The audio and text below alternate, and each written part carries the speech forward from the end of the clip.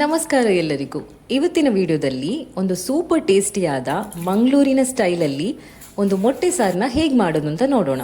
ನಾನಿವತ್ತು ಮೊಟ್ಟೆ ಸಾರಿಗೆ ಒಣಮೀನು ಕೂಡ ಸೇರಿಸ್ತಾ ಇದ್ದೇನೆ. ಈ ಮೊಟ್ಟೆ ಮತ್ತು ಡ್ರೈ ಫಿಶ್ ಮಂಗಳೂರಿನಲ್ಲಿ ಹೆಚ್ಚಿನವರ ಫೇವರಿಟ್ ಕಾಂಬಿನೇಷನ್ ಆಗಿದೆ. ನಿಮ್ಗೇನಾದ್ರೂ ಡ್ರೈ ಫಿಶ್ ಇಷ್ಟ ಇಲ್ಲ ಅಂದ್ರೆ ಬರೀ ಮೊಟ್ಟೆ ಹಾಕಿ ಕೂಡ ಈ ತರದ ಸಾರನ್ನ ಮಾಡಬಹುದು. ವಿಡಿಯೋನ ಸ್ಕಿಪ್ ಮಾಡದೆ ಕಂಪ್ಲೀಟ್ ಆಗಿ ನೋಡಿ. ಸರಿ, ಇವತ್ತಿನ ವಿಡಿಯೋನ ಶುರು ಮಾಡೋಣ. ನಾನಿವತ್ತು ಮೊಟ್ಟೆ ಜೊತೆ ಹಾಕೋದಕ್ಕೆ ಅಂತ ಈ ಡ್ರೈ ಫಿಶ್ ಅನ್ನ ತಗೊಂಡಿದ್ದೇನೆ.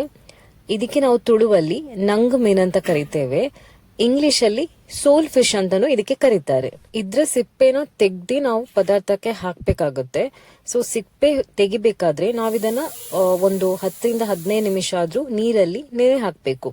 ಆದ್ರೆ ಮಾತ್ರ ನಮ್ಗೆ ಇದ್ರ ಸಿಪ್ಪೆನ ಈಸಿಯಾಗಿ ತೆಗಿಬಹುದು. ಅದಕ್ಕೋಸ್ಕರ ನಾನೀಗ ಮೀನನ್ನು ನೀರಲ್ಲಿ ಹಾಕಿಟ್ಟಿರ್ತೇನೆ. ನೆಕ್ಸ್ಟ್ ಪದಾರ್ಥಕ್ಕೆ ಒಂದು ಒಳ್ಳೆ ಮಸಾಲಾನ ರೆಡಿ ಮಾಡಿಟ್ಕೊಳ್ಳೋಣ. ನಾನು ಏನೆಲ್ಲ ಇಂಗ್ರೀಡಿಯೆಂಟ್ಸ್ ಬೇಕಾ ಅದೆಲ್ಲ ನಾನು ಮುಂಚೆನೆ ರೆಡಿ ಮಾಡಿಟ್ಕೊಂಡಿದ್ದೆ. ಮೊದಲಿಗೆ ನಾನಿಲ್ಲಿ ಒಂದು 5 ಬ್ಯಾಡಿಗೆ ಮೆಣಸು ತಗೊಂಡಿದ್ದೇನೆ, ಫ್ರೈ ಮಾಡಿದ್ದು. ಆಮೇಲೆ ಒಂದು 2 ಚಮಚದಷ್ಟು ಕೊತ್ತಂಬರಿ, ಇದು ಕೂಡ ನಾನು ಡ್ರೈ ರೋಸ್ಟ್ ಮಾಡಿಟ್ಕೊಂಡಿದ್ದೆ ಮುಂಚೆನೆ. ಆಮೇಲೆ 1 ಕಪ್ ಆಗುವಷ್ಟು ತೆಂಗಿನ ತುರಿ, 4-5 ಎಸಳು ಬೆಳ್ಳುಳ್ಳಿ, ಮತ್ತೆ ಒಂದು ಅರ್ಧ ಈರುಳ್ಳಿ, ಸ್ವಲ್ಪ ಹುಣಸೆ ಹಣ್ಣು, ಇಷ್ಟೇ ಸಾಕು ಹುಣಸೆ ಹಣ್ಣು.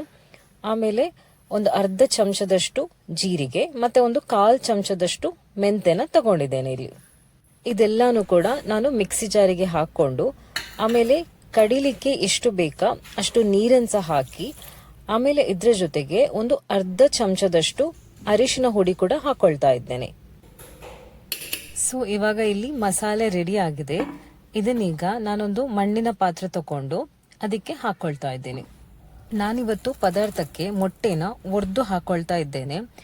ಹಾಗಾಗಿ ಇದು ಬೆಂದ ಮೇಲೆ ಸಾರು ಸ್ವಲ್ಪ ಥಿಕ್ ಆಗೋ ಚಾನ್ಸಸ್ ಇರುತ್ತೆ. ಸೊ ಅದಕ್ಕೋಸ್ಕರ ಇವಾಗಲೇ ಸ್ವಲ್ಪ ಹೆಚ್ಚು ನೀರು ಸೇರಿಸಿ ಮಸಾಲೆನ ಸ್ವಲ್ಪ ತೆಳುವಾಗಿ ಮಾಡ್ಕೊಳ್ತಾ ಇದ್ದೇನೆ ಇಲ್ಲಿ.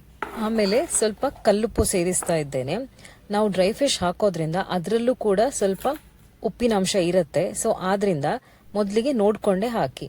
ನೆಕ್ಸ್ಟ್ ಒಂದು ಸಣ್ಣ ಟೊಮೆಟೊ ಸಣ್ಣದಾಗಿ ಕಟ್ ಮಾಡಿದ್ದು, ಆಮೇಲೆ ಒಂದು ಅರ್ಧ ಅಥವಾ ಒಂದು ಸಣ್ಣ ಈರುಳ್ಳಿನ ಸಣ್ಣದಾಗಿ ಕಟ್ ಮಾಡಿಕೊಂಡು, ಮತ್ತೆ ಸ್ವಲ್ಪ ಕರಿಬೇವು ಸೊಪ್ಪನ್ನ ಮಸಾಲೆಗೆ ಸೇರಿಸಿ ನಂತರ ಇದನ್ನ ಮಸಾಲೆನ ಕುದಿಲಿಕ್ಕೆ ಇಡಬೇಕು. ಮಸಾಲೆನ ಮೀಡಿಯಂ ಫ್ಲೇಮಲ್ಲಿ ಇಟ್ಟು ಒಂದು 10 ನಿಮಿಷ ಆದ್ರೂ ಚೆನ್ನಾಗಿ ಕುದಿಸ್ಬೇಕು. ನಾವು ಅದರಲ್ಲಿ ಹಾಕಿರೋ ಟೊಮೆಟೊ ಈರುಳ್ಳಿ ಎಲ್ಲ ಚೆನ್ನಾಗಿ ಬೇಯಬೇಕು. ಅಷ್ಟೊತ್ತು ಮಸಾಲೆನ ಚೆನ್ನಾಗಿ ಕುದಿಸ್ಬೇಕು. ಮಸಾಲೆ ಕುದಿತಾ ಇರ್ಬೇಕಿದ್ರೆ ನಾವಾಗ ನೀರಲ್ಲಿ ಹಾಕಿಟ್ಟಿದ್ದೇವಲ್ಲ ಡ್ರೈ ಫಿಶ್, ಅದರ ಸಿಪ್ಪೆನ ತೆಗೆದಿಟ್ಕೊಳ್ಳೋಣ. ಇದು ಸ್ವಲ್ಪ ಸಣ್ಣ ಸಣ್ಣ ಮೀನಾಗಿದ್ರಿಂದ ಸಿಪ್ಪೆ ತೆಗೆಯೋದು ಸ್ವಲ್ಪ ಕಷ್ಟ ಆಗಬಹುದು. ಅದಕ್ಕೆ ಹೇಳಿದ್ದು ಸ್ವಲ್ಪ ಜಾಸ್ತಿ ಹೊತ್ತು ನೀರಲ್ಲಿ ನೆನೆ ಹಾಕಿದ್ರೆ ಮೀನೆಲ್ಲ ಸಾಫ್ಟ್ ಆಗಿ ಸಿಪ್ಪೆನ ಈಸಿಯಾಗಿ ತೆಗಿಬಹುದು.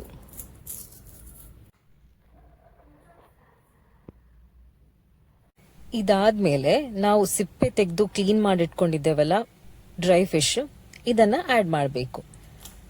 ಮೀನೆಲ್ಲ ಹಾಕಿ ಒಂದು 5 ನಿಮಿಷ ಕುದಿಸಿ ಇವಾಗ ಉಪ್ಪು ಎಲ್ಲ ಕರೆಕ್ಟ್ ಆಗಿದೆಯಾ ಅಂತ ಒಂದ್ಸತಿ ಚೆಕ್ ಮಾಡ್ಕೋಬೇಕು. ಮೊಟ್ಟೆ ಹಾಕೋ ಮುಂಚೆನೆ ಉಪ್ಪು ಚೆಕ್ ಮಾಡ್ಕೊಳ್ಳಿ. ಯಾಕಂದ್ರೆ ಮೊಟ್ಟೆ ಹಾಕಿದ್ಮೇಲೆ ಉಪ್ಪು ಕಮ್ಮಿ ಇದ್ರೆ ಮತ್ತೆ ಪದಾರ್ಥನ ಮಿಕ್ಸ್ ಮಾಡೋದು ಸ್ವಲ್ಪ ಕಷ್ಟ ಆಗತ್ತೆ. ಸೊ ಅದಕ್ಕೋಸ್ಕರ ಉಪ್ಪು ಮುಂಚೆನೆ ಚೆಕ್ ಮಾಡ್ಕೊಳ್ಳಿ. ನಾನಿಲ್ಲಿ ಮೊಟ್ಟೆನ ಒಂದು ಬೌಲ್ಗೆ ಫಸ್ಟಿಗೆ ಹಾಕಿ ಆಮೇಲೆ ಪದಾರ್ಥಕ್ಕೆ ಹಾಕೊಳ್ತಾ ಇದ್ದೇನೆ. ಯಾಕಂದ್ರೆ ಮೊಟ್ಟೆ ಸಮ್ಟೈಮ್ಸ್ ಹಾಳಾಗಿರೋ ಚಾನ್ಸಸ್ ಇರುತ್ತೆ. ಸೊ ನೀವೇನಾದ್ರೂ ಡೈರೆಕ್ಟ್ ಆಗಿ ಮೊಟ್ಟೆನ ಪದಾರ್ಥಕ್ಕೆ ಒಡೆದು ಹಾಕಿದ್ರೆ ಹಾಳಾಗಿರೋ ಮೊಟ್ಟೆ ಏನಾದ್ರೂ ಇದ್ರೆ ಇಡೀ ಪದಾರ್ಥನೇ ಹಾಳಾಗಬಹುದು. ಸೊ ಅದಕ್ಕೋಸ್ಕರ ಮುಂಚೆನೆ ಮೊಟ್ಟೆನ ಒಂದು ಬೌಲ್ಗೆ ಒಡೆದು ಹಾಕಿ ಆಮೇಲೆ ಅದನ್ನ ಪದಾರ್ಥಕ್ಕೆ ಮೆಲ್ಲ ಆಡ್ ಮಾಡಿ.